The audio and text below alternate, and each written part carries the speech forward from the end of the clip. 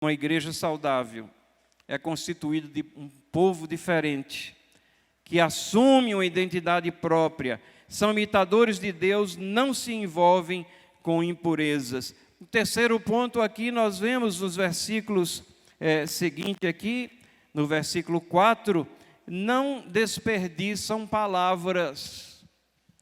Não desperdiçam palavras. Em que sentido? Veja, nem conversação torpe, nem palavras vãs, ou chocarrices, coisas essas inconvenientes, antes, pelo contrário, ações de graça.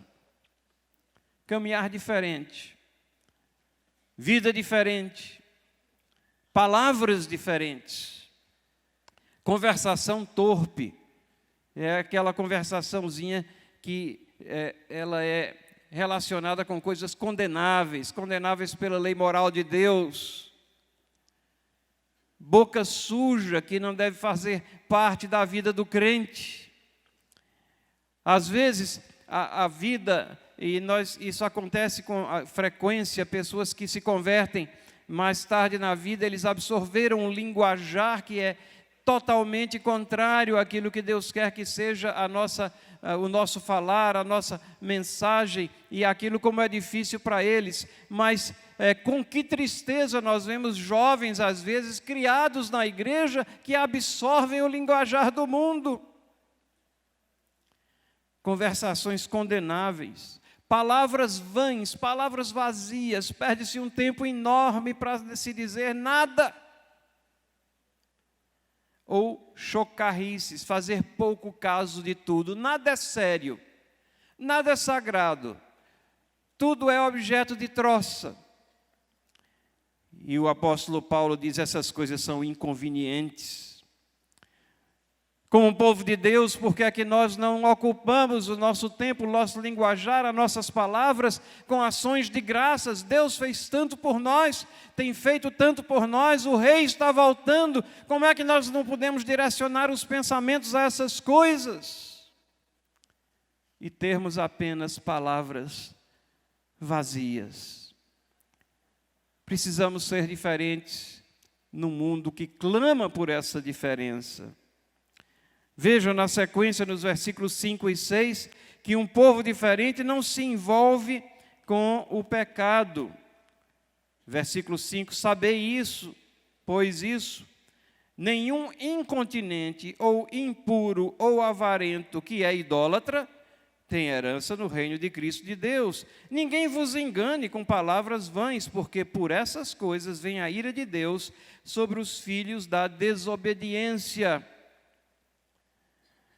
Esse envolvimento com o pecado, uma vida marcada pelo pecado, uma vida marcada por impureza, por amor ao dinheiro, por falta de controle, vida desregrada, essas são coisas características daqueles que não temem a Deus, que não têm o conhecimento de quem é Deus.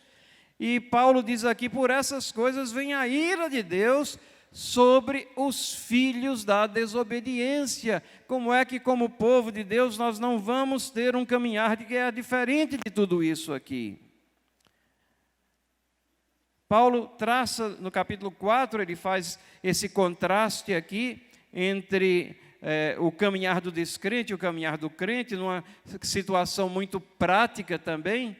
No versículo 28, 4, 28, ele diz: aquele que furtava, não furte mais. Vejam, tem que haver uma mudança de vida. É o Espírito Santo que habita em você. Você está entristecendo o Espírito Santo, ou você está vivendo a vida que agrada a Ele e que Ele encaminha você a todo tempo para a palavra que Ele fez inspiradamente ser escrita para a sua orientação? Aquele que furta, não furte mais, antes trabalhe, fazendo com as próprias mãos o que é bom, para que tenha com que acudir ao necessitado, para que tenha esse espírito de benevolência dentro de si, dentro da sua vida.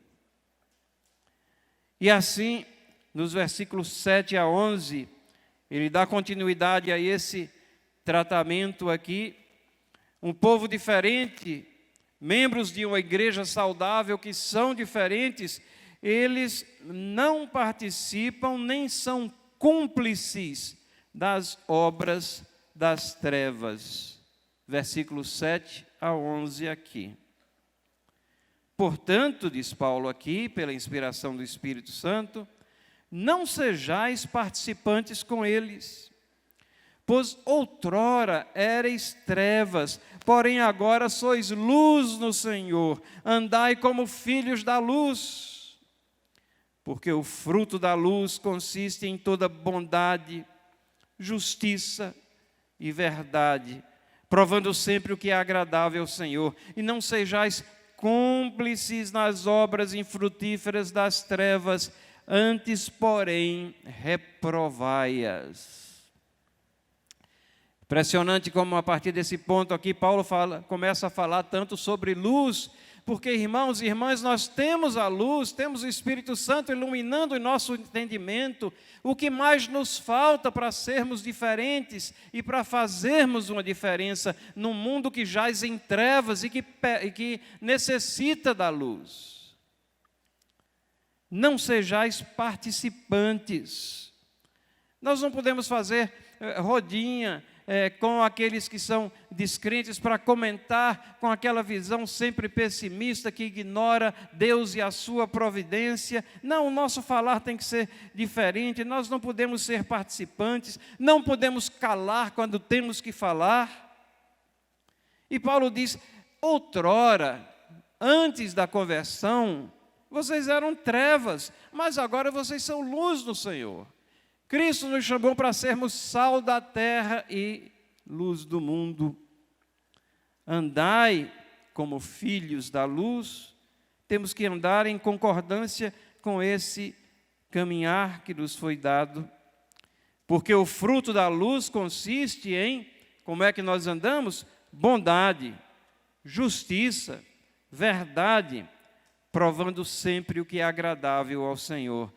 E não devemos ser cúmplices nas obras infrutíferas das trevas. Mais uma vez eu me refiro àquela questão que vem sendo tratada aqui da pornografia. Quando você vê um vídeo pornográfico, você está sendo cúmplice, além de estar deteriorando sua cabeça, sua mente, seu coração, seu testemunho, você está sendo cúmplice da degradação de algum ser humano ali envolvido em tudo aquilo que você está colocando perante seus olhos. Não sejais cúmplices nas obras infrutíferas das trevas.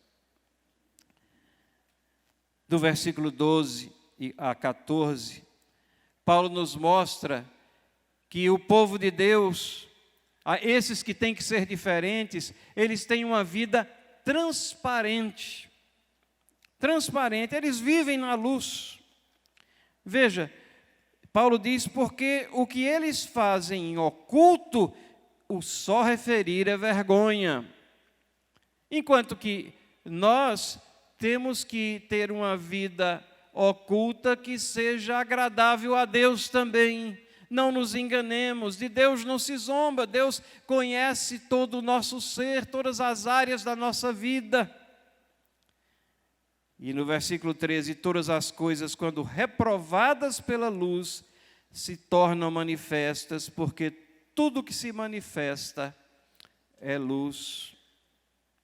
E no versículo 14, pelo que diz, e aí ele cita lá do Antigo Testamento, desperta tu que dormes, desperta tu que dormes, povo de Deus, nós estamos dormindo, vamos despertar, levanta-te dentre os mortos. Parece que nós estamos mortos às vezes, inertes. Desperta tu que dormes, levanta-te dentre os mortos. E quem é que vai nos iluminar? Cristo Jesus. E Cristo te iluminará. Vida transparente porque nós vivemos na luz. E aquilo que nós fazemos tem que refletir essa luz que nos ilumina e que vem do Deus Todo-Poderoso, através de Cristo Jesus e do Espírito Santo que habita em nós.